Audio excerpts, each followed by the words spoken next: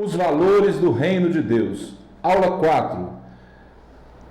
Resguardando-se de sentimentos ruins.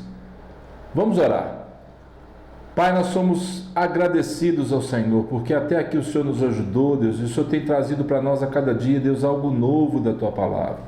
Obrigado por esse trabalho. Nós completamos agora 2 anos, papai, através desse veículo da internet, papai, podendo ministrar, podendo, Deus, receber algo do Senhor tão maravilhoso através da escola dominical.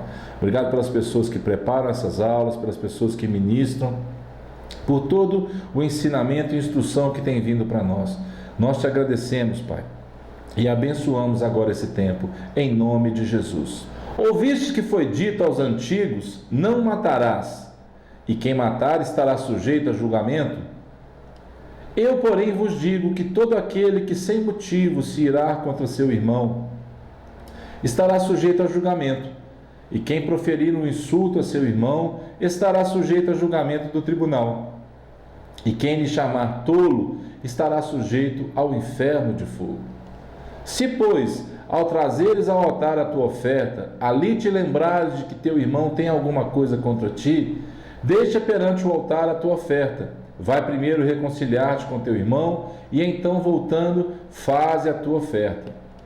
Entra em acordo sem demora com o teu adversário, enquanto estás com ele a caminho, para que o adversário não te entregue ao juiz, o juiz ao oficial de justiça, e sejas recolhido à prisão. A introdução. É maravilhoso demais, irmãos, nós entendemos que nesse Sermão da Montanha, no capítulo 5 do Evangelho de Mateus, nós temos muitas coisas, praticamente todas necessárias para o nosso dia a dia, para a nossa vida cotidiana. E nós estamos falando sobre 2 coisas importantes agora, né? Sobre os sentimentos ruins, sobre aquilo que ele vai ocasionar na vida da gente, mas também como é que Deus gostaria que nós nos comportássemos diante dessas situações. A cólera e a ira não podem dominar o nosso coração. O ensino do Evangelho e a unção do Espírito Santo são armas para evitá-las. Então, antes da gente começar, eu quero te fazer algumas perguntas. Como é a sua reação diante de situações adversas nesses locais aqui? Então, vamos lá. Na escola, quando você não gosta do professor, quando você tem uma pobre surpresa, quando você tem alguma coisa para fazer na escola que você não quer. Na igreja, quais têm sido as suas reações na igreja? No trabalho, no trânsito, como é que você reage a uma fechada, a uma buzina insistente atrás de você, a uma situação adversa no trânsito? Como é que você reage? Na fila do supermercado, na fila do açougue, na fila de uma loja, no médico, quando você tem que esperar muito, quando o médico atrasa e você não atrasa, quando o médico não pode te atender, quando você não consegue marcar um exame, com o celular, quando você vai ligar para alguém e está fora de área, você não tem crédito ou algum problema, como é que você reage? No banco, quando você está esperando o gerente, quando você recebe uma notícia do banco, como é que você reage? Por que eu deixei essas perguntas para você? Porque na maioria desses lugares, nessas situações, a gente deixa muitas vezes que a ira tome conta da gente. A gente fica impaciente, a gente fica nervoso, a gente fala coisa que não deve e nós temos que vigiar. Por quê? Porque Deus está de olho na gente. E na prática, o que acontece é isso mesmo. Nós abandonamos a mansidão, nós abandonamos a paciência e damos lugar muitas vezes à ira e à cólera. Vamos em frente. Numa dimensão moral, não podemos dar margem para que nenhum sentimento hostil ao Evangelho domine nossa vida interior. Não é verdade? Muitas pessoas praticam ações trágicas por causa dos atos precipitados e impensados. Se refletirmos mais um pouco, podemos evitar tragédias. Pare, pense, esfrie a cabeça, espere para falar depois que você pensar um pouquinho, para não pecar, para não trazer a ira à tona, para não trazer a cólera à tona, para não murmurar, para não fazer coisas muito piores. Os valores hoje em dia, eles são opostos. Por quê? Será que vale a pena mesmo desperdiçar energia com coisas que geralmente uma boa e educada conversa resolveria? Ou até mesmo o silêncio. Você fica em silêncio em situações adversas? Eu tenho aprendido isso, mas às vezes eu não consigo, eu falo. Mas muitas vezes, e Deus é testemunha disso, eu tenho ficado em silêncio diante de várias coisas que poderiam chamar à existência a ira e a cólera na minha vida. Não faça isso não, querido. Não deixe que isso domine a sua vida. Seja manso. Bem-aventurados os mansos, porque eles herdarão a terra. O Senhor Jesus colocou em alta conta o valor da pessoa humana. Deus não faz acepção de pessoas. O Senhor nos ama e Ele quer que a gente ame o próximo como nós amamos a nós mesmos. O nosso próximo é essa pessoa que o Senhor colocou em alta conta. Ele é o alvo do nosso amor a Deus. O legalismo e o antinomismo. O legalismo é uma atitude que se concentra na observância e prática rigorosa das leis como elemento determinante para uma comunidade alcançar o favor de Deus. Por outro lado, o antinomismo rejeita todo tipo de normas morais, deixando a pessoa livre para pecar. Então nós temos dois contrastes aí. Um fala que você pode tudo, o outro fala que você não pode muita coisa. Jesus Cristo não veio para isso. Ele veio para cumprir a lei, ele veio para cumprir o que estava escrito na vida dele. Isaías diz assim: ele levou sobre si as nossas dores, o nosso pecado, o castigo que nos traz a paz estava sobre ele. Como ele poderia, como homem, 100% homem, agir diante de tantas coisas? Por causa da graça e da unção do Espírito Santo. Jesus não desprezou a lei, diferentemente dos escribas, fariseus e doutores da lei daquela época. O nosso Senhor deu a ênfase à autoridade da lei e revelou a real intenção de Deus presente nela. A lei é boa. Nós é que muitas vezes atrapalhamos todas essas coisas. Quais eram os princípios morais observados para as coisas? Todo o conselho e instrução de Deus revelados nas Sagradas Escrituras confirma que os princípios morais divinos são atemporais, ou seja, válidos em qualquer época e cultura. Lembra que Hebreus diz? Jesus Cristo é o mesmo ontem, hoje e sempre. Ele não mudou. Os princípios divinos são atemporais. Ah, não era só para aquela época, ah, não é só para fulano, não, é para todos, em todo o tempo. Jesus Cristo não muda, amados. A essência dele não muda.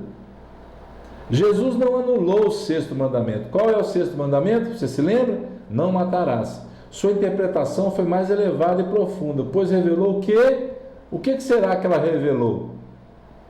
Que a ira ou a cólera contra o irmão é um tipo de homicídio no coração. Por quê? Porque muitas vezes você não tem coragem de pegar uma faca, pegar uma arma, matar uma pessoa. Mas você para de conversar, você para de orar, você para de amar aquela pessoa, você mata o seu irmão muitas vezes, dentro da igreja. Cuidado, porque dentro da igreja isso acontece. O desprezo, você anula a pessoa do seu irmão. E não é isso que Deus quer para a gente. Não há relacionamento correto com Deus sem relacionamento verdadeiro com os irmãos. Não tem como você. Lembra das 3 setinhas que eu gosto bastante de falar? Uma está em direção a Deus, a outra está em direção a você mesmo e a outra está em direção ao próximo. As 3 têm que estar em harmonia. Você precisa de harmonia na sua vida.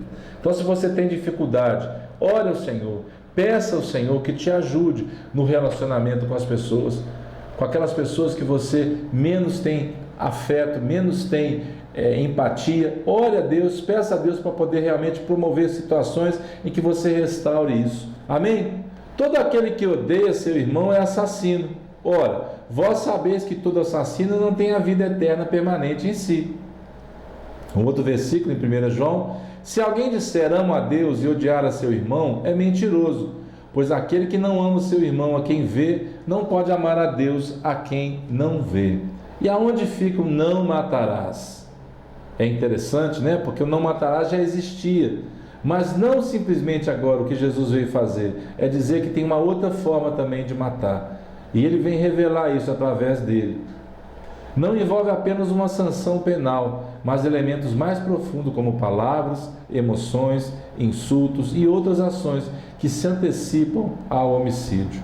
Não deixe que isso domine o seu coração. A ira é uma emoção humana, por isso vemos pessoas justas se irando contra o pecado, contra os atos desumanos, contra o desrespeito à palavra de Deus. Cuidado!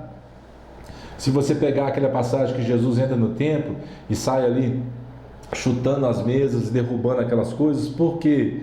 O povo estava transformando a casa de Deus, não era mais em casa de oração, mas num covil de ladrões.